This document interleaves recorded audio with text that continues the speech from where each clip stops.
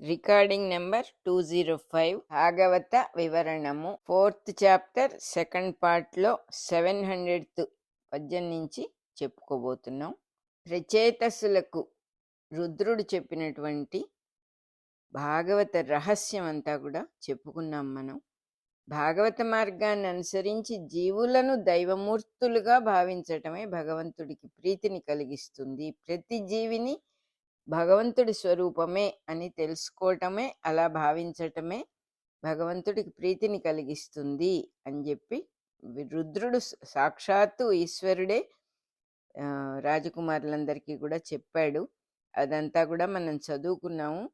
ఎన్నిసార్లు మర్చిపోతామో అన్నిసార్లు గుర్తు తెచ్చుకోవాలి దాన్ని. అంతకంటే వేరే మార్గం లేదు అని పతంజలి యోగ సూత్రాల్లోనే చెప్పారు.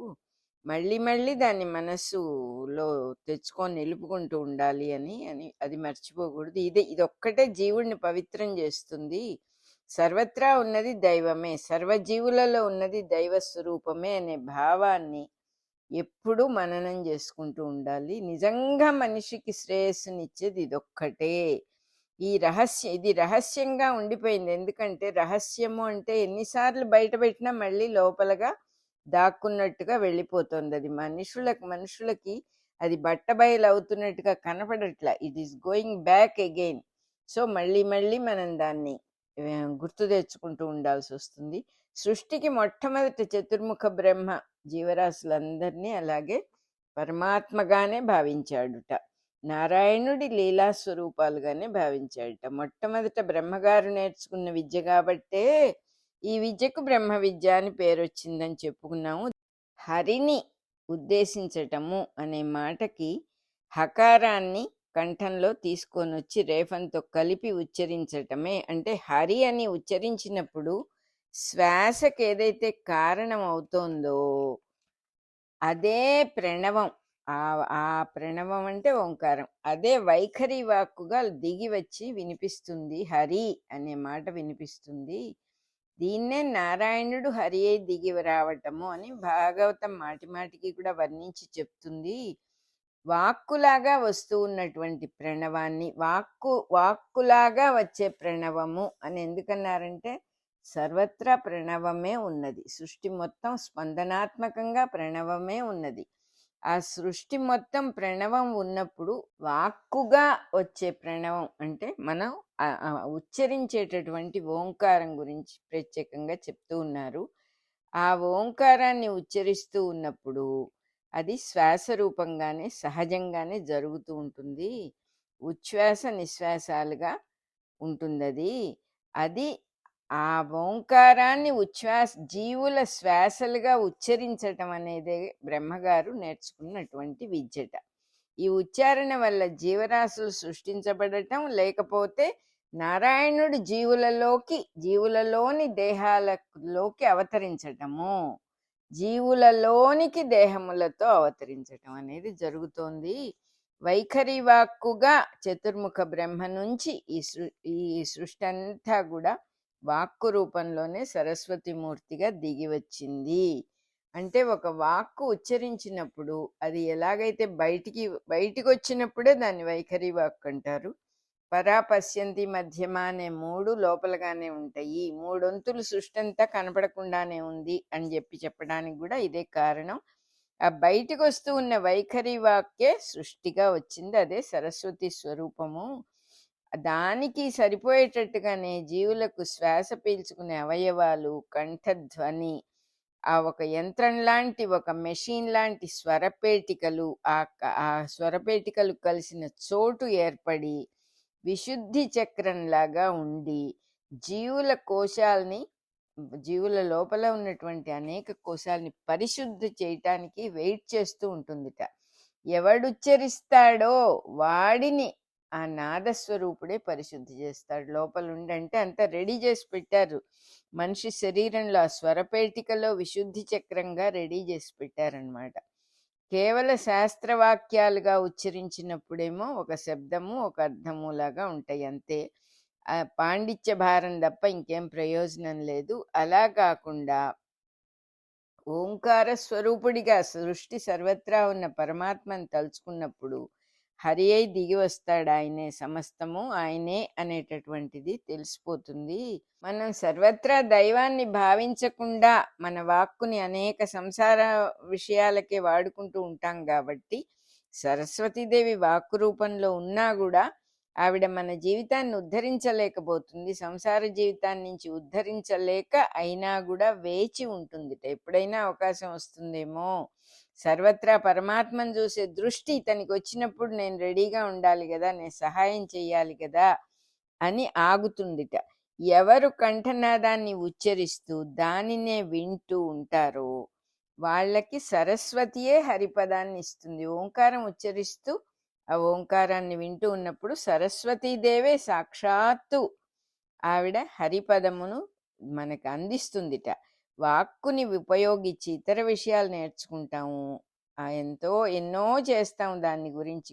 ఆ కారణం వల్లనే ఋగ్వేదంలో సరస్వతి సూక్తంలో ఒక మాట అంటుందిట, సరస్వతీదేవి అంటున్నట్టుగా ఉందిట, ఈ జీవులు నాతోనే అన్ని చూస్తూ ఉంటారు, నాతోనే అన్ని వింటూ ఉంటారు, కానీ నన్ను చూడరు, నన్ను వినరు అంటుందిట సరస్వతీదేవి. అంటే అర్థం ఏంటి? ఆ తల్లిని మటుకు మనం దైవాన్ని చూడకుండా మన శక్తినంతా కూడా పరాని ఇతర విషయాల్ని చూడటానికి వాడుకుంటూ ఉన్నాము అని అర్థం.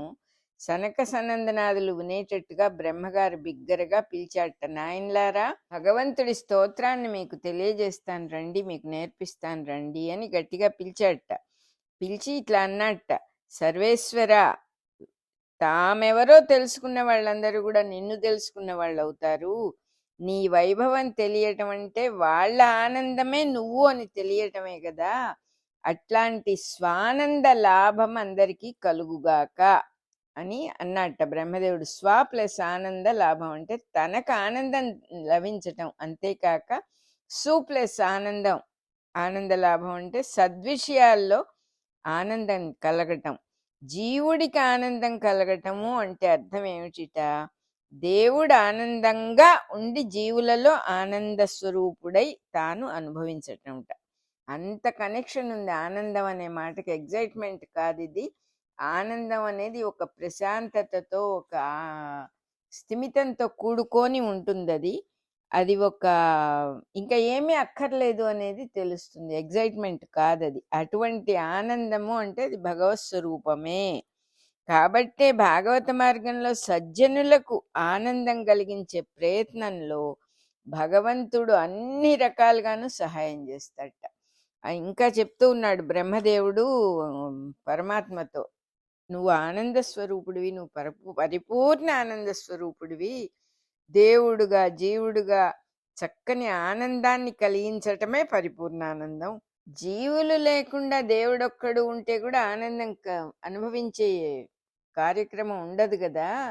అందువల్ల నాలుక ఉండాలి, చక్కెర ఉండాలి. నాలుక మీద చక్కెర పడినప్పుడే ఆ రుచి తెలిసినట్టుగా జీవుడు ఉండి ఆ పరమాత్మ అనేటటువంటి ఆనందాన్ని అనుభవించటమే సృష్టిలో చాలా గొప్ప విషయం. ఈ సృష్టి లేకపోతే అంతర్యామికి ఆనందమే లేదు. ఈ సృష్టి కన్నా అతీతుడుగా, బియాండ్గా ఉండి, శాశ్వతుడుగా ఉండి అంతర్యామి ఉన్నాడు, కానీ సృష్టి కన్నా వేరుగా లేడు. కుండగా ఉన్న మట్టి కుండాకారానికి అతీతంగానే ఉంటుంది ఎప్పుడు కూడా. కుండ కన్నా వేరుగా మట్టి ఉంటుంది. కుండలాగానే ఈ సృష్టి అంతా కూడా ఆపాదించబడిన మిథ్య, అంటే ఇంపోజ్డ్ నాలెడ్జ్ అన్నమాట. ఈ ఆకారాలు, షేపులు, మనుషులు, జీవులు, ఈ సృష్టి మొత్తం కూడా భగవంతుడి యందు ఇంపోజ్ చేయబడినటువంటి సృష్టి కాబట్టి, ఆపాదించబడినటువంటి సృష్టి కాబట్టి అది అసత్యము అని అంటారు. సత్యము అసత్యము కలిసే ఉంటాయి. రెండు కలిసి ఉన్నప్పుడే సృష్టి భగవంతుడు అనేటటువంటి కార్యక్రమం అనేది అసలు జరుగుతుంది. అప్పుడే ఆనందం అనేది వస్తుంది. అందులో ఉన్న శాశ్వతమైన అంతర్యామితో కలిస్తేనే అసత్య వస్తువు, అనిత్య వస్తువు అనేది ఏది ఉందో అది అసత్య వస్తువు అవుతుంది, శాశ్వత వస్తువు అవుతుంది అని చెప్తూ ఉన్నారు. అంటే ఇది రెండుగా ఉన్నది, ఒకటి అబద్ధం ఒకటి నిజం అనే మాట వాస్తవం కాదు. రెండూ నిజమే. రెండూ ఉంటేనే ఆ మళ్ళీ తనని తాను తెలుసుకోవటం, మళ్ళీ ఆ స్థితిని పొందటం, ఆనంద స్థితిని పొందటం అనేటటువంటి ప్రాసెస్ ఉంటుంది. అని చెప్పి చెప్తూ ఉన్నారు. అవ్యక్త బ్రహ్మ ఉపాసనము అనేది చాలా కష్టం అవుతుంది, చెయ్యలేరు. అవ్యక్తం అంటే కనపడని దేవుణ్ణి ధ్యానం చేయటం అనేది అవదు అని శ్రీకృష్ణుడు కూడా భగవద్గీతలో 12వ అధ్యాయంలో క్లియర్గా చెప్పాడు. జీవుడికి కనపడేటట్టుగా మటుకుమే, కనపడేటట్టుంటేనే అంతర్యామిగా, మళ్ళీ అంతర్యామిగాను ఉన్నాడు పరమాత్మ, దానికి బియాండ్ గాను ఉన్నాడు. అదే రకంగా సృష్టిలో జీవులతో పూజించబడేవాడుగా ఉన్నాడు అనేది విషయం అర్థమవుతుంది అనమాట. కాబట్టి నాయనా, నువ్వు సర్వాత్మకుడివి. జీవాత్మలు లేని స్థితిలో జీవుడు సర్వాత్మకుడు ఎట్లా అవుతాడు? అందువల్ల అందరి ఆత్మలు నువ్వే. కాబట్టి జీవాత్మలుగా భ్రమ పెడుతూ ఉన్నటువంటిది సాక్షాత్తు దేవుడి ఎగ్జిస్టెన్సే అని భాగవతం చెప్తూ ఉంది. ఈ స్థితిని అనుభవించే సృష్టికర్తగా నేను నీకు నమస్కారం చేస్తున్నాను నాయనా అంటూ ఉన్నాడు బ్రహ్మదేవుడు. నీ పద్మనాభునికి నమస్కారము అంటున్నాడు. సృష్టికర్తతో కలిసి ఉన్నటువంటి మూర్తికి నమస్కారము అని అర్థం.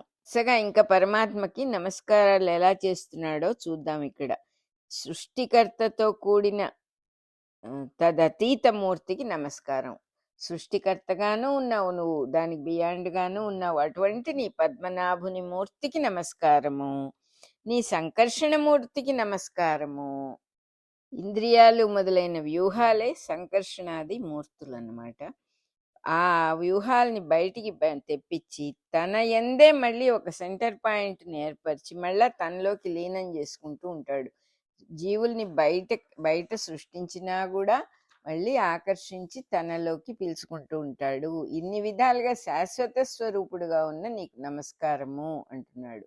అన్నిటి మధ్యలో ప్రవర్తిస్తూనే, అందరి మధ్యలో ఉంటూనే శాంతుడుగా ఉండటం ఎలాగూ అనేదే జీవుడు ముఖ్యంగా చేసుకోవాల్సిన అలవాటు అని చెప్పి చెప్తున్నారు. ప్రతిదానికి రియాక్ట్ అయిపోవటం, అన్నిటికీ కింద మీద పడిపోవటం కాకుండా శాంతంగా మెదలకుండా ఉండటం ఎలాగూ, నిండుకుండలాగా ఉండటం ఎలాగనేదే జీవుడుగా, మనిషిగా పుట్టినవాడు తప్పకుండా నేర్చుకోవాల్సిన విషయం అని చెప్తూ ఉన్నాడు బ్రహ్మదేవుడు. లోకాల్ని మేలుకొలిపే నీకు నమస్కారం నాయనా అంటున్నాడు. మనం నిద్ర లేచేటప్పుడు మన అవయవాలు, శరీర భాగాలు అన్నీ మేలుకుంటాయి. మనం చెప్పినట్టుగా అవి వింటాయి. అట్లాగే సృష్టి బిగినింగ్లో లోకాలన్నీ కూడా మేలుకుంటాయి. సృష్టి బిగినింగ్ అంటే ఏంటి? ఒక్కొక్క సృష్టికి ఒక్కొక్క బిగినింగ్ ఉంటుంది. అట్లాంటి సృష్టులు లెక్క లేకుండా అఖిలాండ కోట్లు ఉంటాయి. ఒక కోటి కాదు, ఎన్ని కోట్లో ఉంటాయి. జనం పుడుతూ చస్తూ ఉన్నా కూడా మన ఊళ్ళో జనాభా మొత్తంగా నశించిపోవటం లేదు కదా. అట్లాగే ఒక్కొక్క సృష్టి నారాయణలో మేల్కొంటూ ఉంటుంది, మళ్ళీ ఆయుర్దాయం తీరితే మళ్ళీ ఆయనలోనే లయమైపోతూ ఉంటుంది. అయినా కూడా సృష్టి నిత్య సత్యంగా శాశ్వతంగా వర్తిస్తూనే ఉంది కదా. ప్రళయము అనే మాటకి మొత్తం ప్రళయమై ఏది లేకుండా పోతుందని కాదు, పోవటం రావటం అనే ప్రాసెస్ జరుగుతూనే ఉంటుంది. కానీ మొత్తం ఒకేసారి పోయింది, మొత్తం ఒకేసారి పుట్టింది అని ఉండదు అని చాలా క్లియర్గా చెప్తూ ఉన్నారు ఇక్కడ. ప్రళయం అంటే ఎక్కడా ఏది లేకుండా పోవటం కాదు. ఒక సృష్టి క్రియేట్ అవుతుంది, ఇంకో సృష్టి పోతుంది, అలా సైమల్టేనియస్గా జరుగుతాయి. కానీ మొత్తం ఒక్కసారే ప్రళయంలో మునిగిపోయింది మళ్ళీ మొత్తం వచ్చింది అనే ఆ మాట కాదు అక్కడ. అసలు దాన్ని సరిగా అర్థం చేసుకోవాలి అని చెప్తున్నారు. ఈ సృష్టిలో పంచభూతాలుగా, సూక్ష్మ ప్రకృతిగా, ఇంద్రియాలుగా వెలుగుతూ ఉన్న నీకు నమస్కారము అంటున్నాడు. ఆ అన్నిట్లో ఆత్మగా సూక్ష్మమూర్తివై ఉన్న నీకు నమస్కారం తండ్రి అని చెప్తూ ఉన్నాడు. అంటే కొడుకుల్ని పిలిచాడు, ఎలా పరమాత్మని ధ్యానం చేయాలి అని పిలిచి ఇవన్నీ ఆయనే ధ్యానం చేస్తూ ఉన్నాడు. అదంతా కూడా వాళ్ళు చూస్తూ ఉన్నారన్నమాట. ఎంత చక్కగా చెప్తూ ఉన్నాడు. ఉన్నదంతా ఆయనే అయినా కూడా ఒక్కొక్క మూర్తికి విడివిడిగా నమస్కరిస్తూ ఉన్నారు. ఇంకా ఏమిటంటున్నాడు ఆయన? నాయన, ఈ సృష్టి మొత్తంలో సూక్ష్మమూర్తిగా ఉన్న నీకు నమస్కారము. జీవులలో మొత్తంగా ఒక చేష్టా రూపంలో ఉన్నది కూడా నీ రూపమే, ఒక బిహేవియర్గా ఉన్నది కూడా నీ రూపమే. కాబట్టి అటువంటి చేష్టా స్వరూపుడవైన నీకు నమస్కారము అని చెప్తున్నాడు. ఎక్కడ పరమాత్మని ఎక్కడా వదలట్లేదు. పూర్తిగా అర్థం చేసుకున్నవాడనమాట బ్రహ్మగారంటే. ఇన్నిట్లోనూ పరిపూర్ణుడై ఉండి భావించే వాళ్ళకి పరిపూర్ణతనిస్తావు నువ్వు. అటువంటి నీకు నమస్కారము. ఈ మొత్తం భావన చేసే వాళ్ళకి పుణ్య ఫలం ఏంటంటే మనస్సు లేని స్థితిని నువ్వు ప్రసాదిస్తావు. అటువంటి నీకు నమస్కారము. మనస్సు లేకపోవటం అంటే పిచ్చివాళ్ళైపోవటం కాదు. తనకు అంటూ ప్రత్యేకంగా ఒక స్ట్రాంగ్ ఒపీనియన్స్ లేకుండా ఉండటం. మనం కూడా దాన్ని ప్రాక్టీస్ చేసుకుంటే తేలిగ్గానే వస్తుంది. స్ట్రాంగ్ ఒపీనియన్స్ అంటే ఏంటంటే గట్టి తాళ్లతో, గట్టి ఇనప గొలుసులతో మనల్ని మనం కట్టేసుకోవటమే స్ట్రాంగ్ ఒపీనియన్స్. కాన్సెప్చువల్ డాగ్మాస్ అని కూడా చెప్పొచ్చు దాన్ని. అందువల్ల అవి లేకుండా ఉన్నప్పుడు మనస్సు తేలికగా ఉంటుంది. ఆ మనస్సు కూడా అంతర్యామి వస్తువే అని భావన చేయాలి. అప్పుడే అది కూడా సాధ్యం అవుతుంది మనకి. అంతేగాని మనస్సుని ఏదో జయించాలి, మనస్సుని చంపేసేయాలి, అది ఇది నశింపజేయాలి మనస్సుని అని చేసే సాధనలు ఎప్పుడు ఉపయోగించవు. ఎందుకంటే కేవలం అది కూడా పరమాత్మ వస్తువు. ఏది ఉన్నదని మనం అనుకుంటూ ఉన్నామో, మనం ఏ పేరు పెట్టినా సరే దానికి, అది పరమాత్మ వస్తువే అని మళ్ళీ మళ్ళీ చెప్తూ ఉన్నాడు ఇక్కడ బ్రహ్మదేవుడు. సృష్టి మొత్తంలో సార్థకత అనేది ఎక్కడుంది అంటే కర్మాచరణ చేయటంలోనే పెట్టావు నువ్వు. అదంతా కూడా ఎవడి పని వాడు చేసుకోవటంలో సార్థకత పెట్టావు. అటువంటి నీ కర్మ విస్తారమూర్తివి నాయన నువ్వు. అటువంటి నీ మూర్తికి నమస్కారము. అంటే ప్రతివాడికి లోపల నుంచి ఏదో చెయ్యాలనేటటువంటి ఉత్సాహము, ఎవరికి తోచిన పని వాళ్ళు చేస్తూ ఉండటం, ఎవరికి అవసరమైన పనులు వాళ్ళు చేస్తూ ఉండటం, సత్కర్మాచరణ ఎలా చెయ్యాలో అనేటటువంటిది తెలుసుకోవటం, ఇవన్నీ కూడా భగవంతుడి వైభవాలే. కాబట్టి నీ కర్మ విస్తారమూర్తికి నమస్కారము అని చెప్తూ ఉన్నాడు. అన్నీ తెలిసినా కూడా సత్కర్మ చేయటం తెలియకపోతే ఏది తెలియని వాడే అవుతాడు. కాబట్టి అది కూడా నువ్వే తెలియజేస్తావు. పని కోసమే ఏర్పడిన ఈ దేహము అనే క్షేత్రాన్ని పాలించేవాడివి నువ్వే. కాబట్టి అటువంటి పరిపాలనామూర్తికి నా నమస్కారము అంటున్నాడు. క్షేత్రాలన్నిటినీ కూడా నిర్వహించడం కోసం 3 లోకాల్ని కల్పించి పరిపాలిస్తూ ఉన్న నీకు నమస్కారం. క్షేత్రం అంటే ప్రతి శరీరము ఒక క్షేత్రమే. అవ్యక్తమైన కాలం అంటే కనపడకుండా ఉంటుంది, కాలం వ్యక్తం అవదు. కానీ వ్యక్తమైన జీవితము అనే దాంట్లో తాళ లయాత్మకంగా జ్ఞాన రూపంలో ఉంటుంది. చాలా రిథమిక్గా ఉంటుంది ఆ కాలస్వరూపం. జ్ఞానంగా ఏర్పరిచిన గంధర్వుడైనటువంటి నీ సోముని రూపానికి నమస్కారము. సోముడు అనేటటువంటి వాడు ఈ జ్ఞానాన్ని, తాళలయాత్మకమైన సృష్టిని ఆ గంధర్వుడు హెడ్ ఆఫ్ ది డిపార్ట్మెంట్గా చేశాడనమాట. పరమాత్మ తానే ఆయనగా అయ్యాడు. అన్నీ తానే అయ్యాడు, వేరే రెండో వస్తువే లేదు. వ్యక్తంగా కనపడకుండా ఉన్న కాలంలో తాళలయాత్మకంగా గుండె కొట్టుకోవటం, శ్వాస ఆడటం, ఇవన్నీ రిథమిక్గా జరగటము అనేటటువంటి వాటిని సామములు అని అంటారుట. అవన్నీ కూడా సామము అనే వేదం నుంచి, సామవేదం నుంచే పుడుతూ ఉన్నాయి. మానవుడు సంగీత విద్యను గుర్తించింది కూడా ఈ సామ రహస్యం వల్లనే. ఈ సంగీత విద్యను గుర్తించిన లోకాన్ని గంధర్వలోకము అంటారు. దానికి అధిపతి సోముడే. జీవులలో తేజస్సుగా, బలంగా, ప్రకాశంగా ఉన్నటువంటి వాడికి అటువంటి నీకు నమస్కారము అంటున్నాడు. అంతు తెలియనికుండా ఉండి మంచి పనులతో, సత్కర్మలతో పొందగలిగిన నీ పురాణమూర్తికి నమస్కారం నాయన. నీవు ఎండ్లెస్గా ఉంటావు కానీ మంచి పనులు చేసే వాళ్ళకి అందుతావు నువ్వు అని చెప్తూ ఉన్నాడు. సత్కర్మ మార్గంలో జీవుల చేతే సృష్టిని విస్తరింపజేస్తావు, జీవులకు తృప్తిని కలిగిస్తూ ఉంటావు. అటువంటి నీకు నమస్కారము.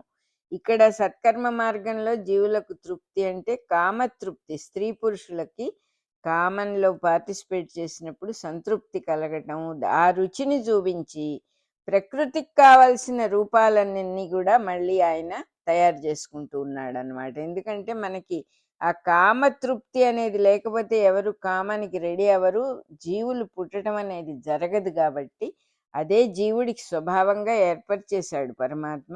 అందులో వృక్షాలని జంతువుల్ని గమనిస్తే ధర్మానికి బద్ధులై పనిచేస్తూ ఉంటాయి. మానవుడు మటుకు బుద్ధిజీవి కాబట్టి అప్పుడప్పుడు ధర్మాన్ని ఆచరించే అవకాశం ఉన్నా కూడా ధర్మం తప్పటానికి కూడా అంతే అవకాశం ఉంది. బుద్ధిజీవి కాబట్టి ప్రకృతి పరిశీలన నేర్చుకోవచ్చు. అట్లాగే పుష్పాలు ఎలా గర్భధారణ జరుగుతుంది పుష్పాలకి అన్నప్పుడు అసలు విషయం పాతివ్రత్యం అంటే ఏమిటి, ఏకపత్ని వ్రతం అంటే ఏమిటి అనే సంస్కారాల పవిత్రత అంతా అర్థమవుతుందిట. ఈ మార్గానికి పృథ్వీతత్వంగా భౌతిక దేహ సంపదలన్నిటినీ కల్పించి ఇచ్చావు కదా, అట్లాంటి నీకు నమస్కారము అంటే మొత్తం ఫిజికల్ వరల్డ్ని సృష్టించిన వాడివి నువ్వే కదా. దేహ సంపద అంటున్నారు, మరి సంపదే. దేహం కూడా ఎంత వాడుకుంటూ ఉంటాం, మనం శరీరాన్ని ఎంత ప్రేమిస్తాం మనం. అటువంటి శరీరాన్ని ఇచ్చినటువంటి నీకు నమస్కారం నాయనా. లోకాలన్నిటికీ కూడా అవకాశం ఇచ్చిన నీ ఆకాశ స్వరూపమైనటువంటి నీ స్వరూపానికి నమస్కారము అని చెప్పి చెబుతూ ఉన్నారు. జీవులని అంటుకోకుండా శ్వాస స్వరూపుడవై విహరిస్తూ ఉండే పరమహంసామూర్తికి నమస్కారము. మనలో శ్వాస జరుగుతూ ఉన్నా కూడా శ్వాసకి ఏది అంటదు. మన మన సంస్కారాలు అంటవు, మన శరీరం అంటదు, మన మలినాలు అంటవు, మన ఆనందం అంటదు. శ్వాసమూర్తి సాక్షాత్తు పరమహంసే కాబట్టి అటువంటి శ్వాసరూపుడవై మాలో విహరిస్తూ ఉన్న పరమహంస స్వరూపుడమైన నీకు నమస్కారం నాయనా అని చెప్తూ ఉన్నాడు. కర్మఫల రూపుడవైన ఉన్నావు నువ్వు. సత్కర్మలకు మంచి పనులకు మంచి ఫలితాలని సృష్టించే నీకు నమస్కారము అంటున్నాడు. సత్యం, ధర్మం, సర్వశక్తుల్ని సెంటర్ పాయింట్స్గా ఆకర్షించే కృష్ణ రూపం ఉందే నీది. కృష్ణుడు అంటే ఆకర్షణ, వికర్షణ, సంకర్షణ, అవకర్షణ అనే వ్యూహాలన్నిటికీ కూడా సెంటర్ పాయింట్గా ఉంటాడు అని మంత్రార్థం ఉంట కృష్ణ అనే మాటకి. అటువంటి నీ కృష్ణ స్వరూపానికి నమస్కారము. సాంఖ్యం, యోగం అని చెప్తూ ఉంటారు కదా, ఆ జ్ఞానకర్మల పరస్పర సమన్వయం, ఆ సింథసైజ్ చేస్తూ ఉన్నటువంటి నీకు నమస్కారము. అన్నిటినీ సమన్వయం చేస్తూ ఉన్నటువంటి సమన్వయ స్వరూపుడమైన నీకు నమస్కారము అంటున్నాడు. ఈ అన్నిటినీ యోగం చేసే యోగీశ్వరుల రూపంలో నువ్వే దిగి వస్తూ ఉన్నావు కదా, అటువంటి యోగీశ్వర స్వరూపుడైన నీకు నమస్కారము. సాంఖ్యం అంటే జ్ఞానం, యోగం అంటే దాన్ని కర్మతో కలపటం. ఈ రెండిటినీ ఈ రెండిటినీ కలపని వాడికి ప్రయోజనం లేదు, యోగమే లేదు. బంగారు రంగు కిరణాలతో సృష్టికి కారణమైన వీర్యాన్ని నువ్వు సూర్యరశ్మిగా వెదజల్లుతూ ఉన్నావు కదా, అటువంటి నీకు నమస్కారము అంటున్నాడు. రుద్రమూర్తివై అశేష జీవ సాధకుడుగా ఉన్న నీకు నమస్కారము అంటున్నాడు. అశేష జీవ సాధకుడైన నీకు నమస్కారం అంటున్నాడు. దుష్టులను నశింపజేసేట్టుగా ఉన్నటువంటి ఎంతో శౌర్యంతో ఉన్న ఆ స్వరూపానికి, శౌర్య స్వరూపానికి నమస్కారము.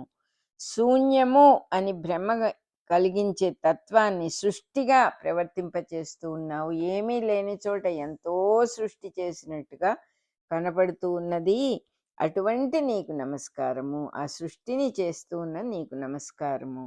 అంటే ఈ సృష్టి చేస్తూ ఉన్నది బ్రహ్మదేవుడైనా కూడా ఆయనకు పూర్తిగా తెలుసు ఇదంతా కూడా పరమాత్మ వస్తువే, ఆయన దగ్గర నుంచే వస్తోంది, తను కేవలం ఇన్స్ట్రుమెంటల్గా ఉన్నానని తెలుసు ఆయనకి. అందుకని అట్లా చెప్తూ ఉన్నాడు.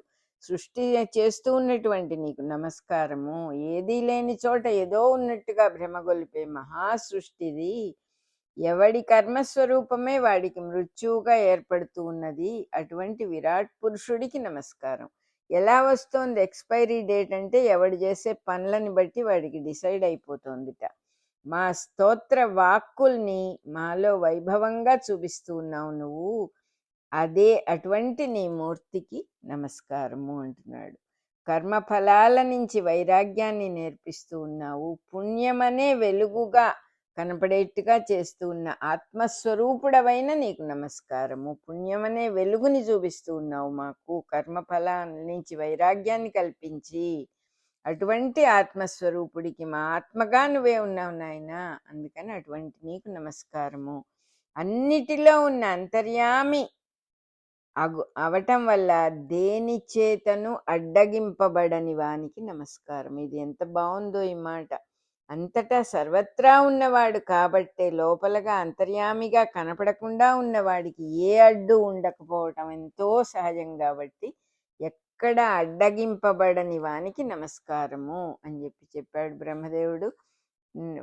మన రికార్డింగ్ నెంబర్ 205 అయిపోయింది. 700 దగ్గర నుంచి 703 దాకా పద్యాలు ఇవాళ చెప్పుకున్నాం.